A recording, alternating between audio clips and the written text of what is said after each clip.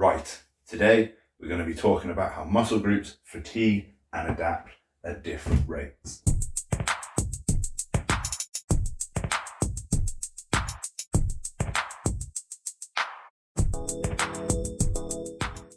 So, we've got what we call local fatigue, which is the fatigue we have in the muscle that we train as and when we train it.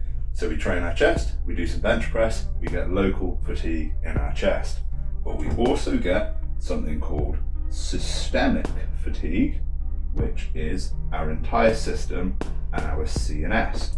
So even though we've trained our chest, we will have still exhausted some body system through our CNS. And some training, some exercises will fatigue our systemic systems and our CNS more than they will our local systems. So think about something heavy like a deadlift, which is actually loading, like a squat, like a deadlift, an RDL, something that goes through your spine and through that central nervous system. Those will bring on a lot more of this systemic fatigue as opposed to isolation exercises like something like a cable fly or a tricep press or anything where you're fully locked in and braced and it's just an isolation exercise. Those will bring in much more local fatigue and much less systemic fatigue if they're not actually loading. So that brings us on to the question of why do some muscles recover faster than others? So we might notice in our training that some things get sore a lot quicker than other things. And we might notice that some things plateau a lot quicker than other things. We might notice that we're making leaps and bounds and progress in one session, one type of training, and we're not in the others. So the question is, why? Why does that happen? And I've noticed in my training, it happens a lot when it comes to my chest. My chest is the first thing to plateau. My chest is the first thing to feel sore. So we'll be wondering, why is that? So basically, different muscles are made up of different amounts of slow and fast twitch proteins, slow and fast twitch fibers. So you've got ones that are good for your explosive power, lower rep ranges, ones that are good for more of that endurance, higher rep ranges, and each different muscle group has a different split of how many of those fibers are slow, how many of those fibers are fast. And your pressing muscles, so your shoulders, your triceps, and your chest, are very, very dense in those fast twitch fibers and not so dense in those slow twitch fibers because we're not using our chest all the time, all day long. We're not using our triceps all day long. Whereas something like our calves or our abdominal muscles are very dense in those slow twitch fibers and much less in those fast twitch fibers because they're using us all the time to keep us upright, or they're used all the time to keep us walking. So they're much more biased for endurance, whereas these pressing muscles are much more biased for explosive power. So when it comes to training, those muscles that are dense in these fast twitch fibers will be the ones that will get tired quicker. They'll be the ones that recover slower. And the ones that are much more dense in these endurance fibers, these slow twitch fibers, will be the ones that recover very, very quickly. So what is the application difference between those slow muscle fibers and those fast muscle fibers? So we know that we've got a high density of those fast ones in our pressing muscles. We've got a high density of those slow ones, especially in our calves and our abs. It means we can train those muscles more frequently, and it means we can bias those to have a higher volume. Whereas those fast fibers, we would be looking at more bias towards a high intensity and lifting heavier weights. So when we look at our legs, our glutes and our quads, they're quite good to train 2 times a week. Say glutes, quads, hamstrings, they're all good for 2 times a week, as long as that is local fatigue and not systemic fatigue from heavy things like squats and deadlifts. Our back, I'd say, is about the same on that 2 time a week mark, whereas our chest, which is those fast twitch fibers, some people can only get away with training their chest once a week because of how fatigued it gets from those fast twitch fibers from those heavy lifts. If we tried to train our chest in those higher rep ranges, more like an endurance thing, we'd be getting less activation in those fast twitch fibers, we'd be growing smaller chest. So optimized chest training would be for these fast twitch fibers. We'll be training those as best as we can. Optimized training for our calves and abs, we'd be looking at focusing on those slow twitch fibers. And then for things like back and legs, we'd be looking at going somewhere between the two, a mix of both. And you know, the devil isn't really, you can go all the way one way or all the way the other. You sort of want a balance of training slumps, some high rep ranges on some things, some low rep ranges on other things, but you're looking at being more towards this end for your chest and your pressing, and you're looking at being this end towards your legs and your back, and your arms and your shoulders somewhere in the middle is the way we'd look at doing that. If we look here in blue, we have our slow twitch dense fibers that have the bestest, fastest recovery. We've got our calves, they recover very quickly. We walk on them all the time. We can train them all the time. We've got our forearms, we use those all the time. We can recover them quickly. We can use them all the time. Traps and neck, if you train your neck, if you train your traps, these recover very quickly. Abs, we're using them to stand upright all the time. We can train them very frequently. Rear delts as well. Those muscles can be smashed at least 3-4 times a week. If you train them properly, we'll be looking at these moderate recovery ones in black. Our biceps, 2 to 3 times a week. They're great for that. Lats and rhomboids, so our back training, these recover pretty well. And especially when we're looking at implementing deloads for certain muscle groups, you will not really need to deload these slow twitch ones in blue.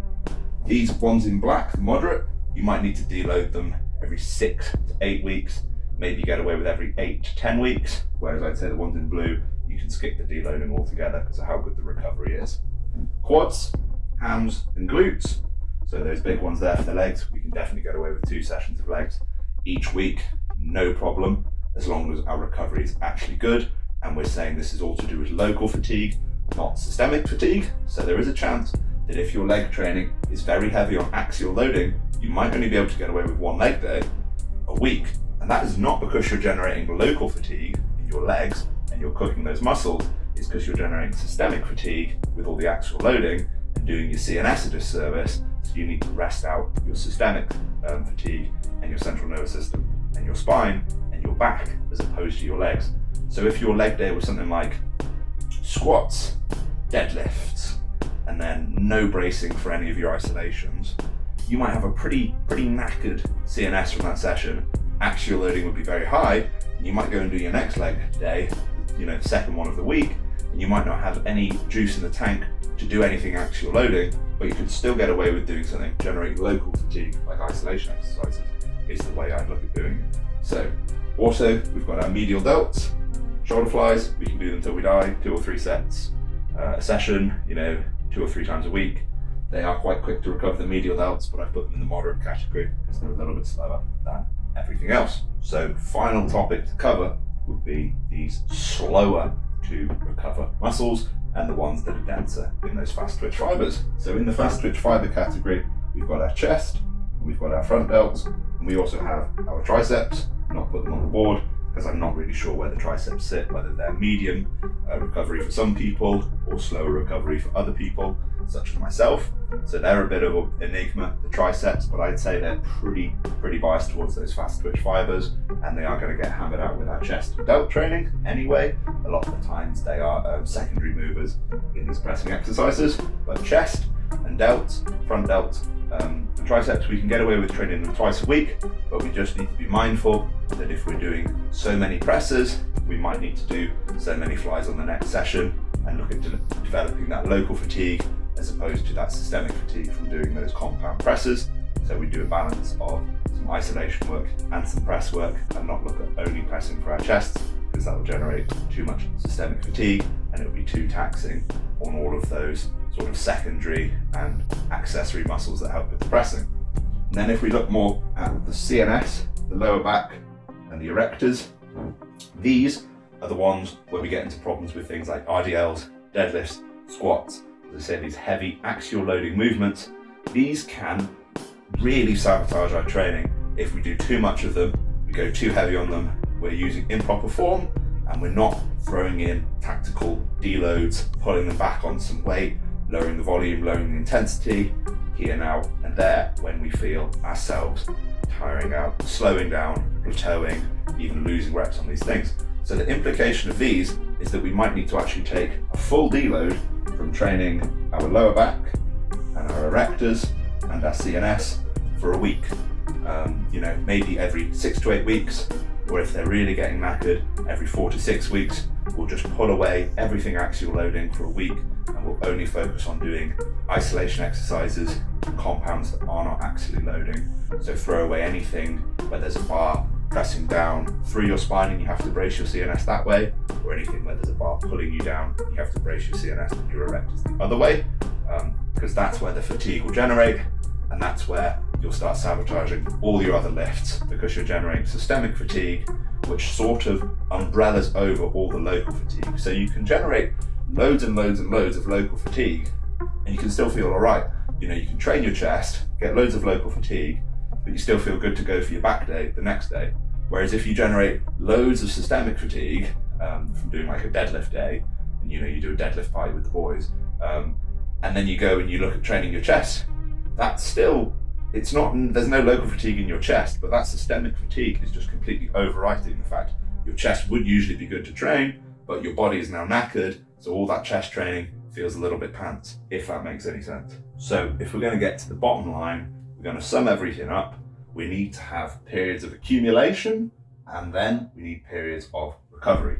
So when we're training, there's going to be a period in our training when we start mesocycle, microcycle, macrocycle, a new split, whatever it is, we are going to start generating and accumulating ourselves some fatigue. We're going to be training, the weights are going to be up, we're going to be progressively overloading, we're going to be adding weight, we're going to add reps, we're going to add intensity, we're going to add volume, we're going to add frequency, we're going to add effort, we're going to add something that is going to increase the amount of fatigue locally, systemically, however it is. And then when we feel that, we feel sore, we feel fatigued, we see plateaus, we see weights drop off, we see things stop going as swimmingly, then we need to go and look at doing a period of recovery. So lots of people say you don't need to deload. I have myself also skipped and neglected deloading on things the most common way anyway, which is just to have a week where you'll half your volume and you'll lower your weights and you'll sort of do a bit of an easy week in the gym basically. And some people go even further and they just have a full week off and they come back from like a holiday from the gym almost, and that's a full deload. And then some people will instead, over a longer period of time, like 2 to 4 weeks, they might have a couple medium sessions where they don't go all the way as hard as they were. Maybe they drop a couple exercises, a couple sets, a couple of those more actually loading difficult things, and then they come back feeling a bit refreshed. So they're more lowering the amount of accumulated fatigue over time slowly. I'm okay with whichever way you are okay with, basically. Whatever works for you, whether that's a whole week off, a little easy week, or a couple weeks where you go a little bit half paced and you drop some actually loading things. But where we can look at it now, if we realize we've got some muscles that recover very quickly, some that recover sort of in that mid-range, and some that recover very slowly, is we can look at putting those deloads in instead of taking a whole week off for muscles that might not be fatigued locally. We take a week off and our chest is fine, but we still take a week off our chest. That's almost a week of chest training that we've not really needed to take off, if you get what I mean. But it might have been a week that we needed to take off our legs and our CNS. So if we really go and we think, what's actually sore, maybe I'll skip that session for this week and I will have a little bit of recovery accumulated. I will be lowering the amount of fatigue I've accumulated. I'll be increasing the amount of recovery for those muscles. You might go, yeah, my CNS is a bit knackered. I'll throw away some of the compounds for this week, and then we'll see where we are next week. And we sort of, as played by ear, what muscles aren't doing so well, what muscles are doing so well, and then is it a local thing or is it a systemic thing? If it's a systemic thing, we might need to have just that gym holiday, that easy week, and lower all the systemic fatigue, regardless of local fatigue. But if it's just a case if you've got really sore triceps, having a couple sessions on your push days where you throw out the tricep training might be all the deload you need to build up a bit more recovery and then go back to accumulating that fatigue again. So that's the way we'd use it practically. That's the way I'm going to be using it when I feel a muscle sore, when it feels like it's plateauing or it's not gaining strength at the rate that I'm used to or want to. Then I'll look at pulling maybe a set or two from each workout away. I'll assess, does it feel better? Does it feel worse? If it feels better, we'll go back up. If it feels worse, we'll go back down and we'll drop it out for a week, see where we are, we'll assess. If we're not any better, then we might need to fully strip away systemic fatigue, have a few days off more, an extra day of rest a week can make a huge difference in your recovery. So if you're training 5 days a week, you feel sore, you do 2 weeks in a row where you have 4 days a week, you've now got 2 extra days of recovery. That's almost like 2 extra full weeks worth of rest days. If you're only having 1 week, 1 a week or 2 a week, make a huge difference. You might feel much better. Lots of times, 2 rest days in a row, you'll come back from that, you'll feel completely fresh set of legs. That systemic fatigue will have washed right the way down. Local fatigue right the way down. That 72 hours of recovery window is all you need for most muscle groups, especially those quicker recovering ones. You can get away with 24 or 48. Those medium ones, it's about that 48-hour mark. So that's where we'll leave it. That's the bottom line as we look at periods of accumulation, then periods of recovery, but we'll do it based on how quick and how slow the muscles we want to recover do in fact do their job. So faster recovering muscles might need less deloads, less frequent deloads, smaller deloads.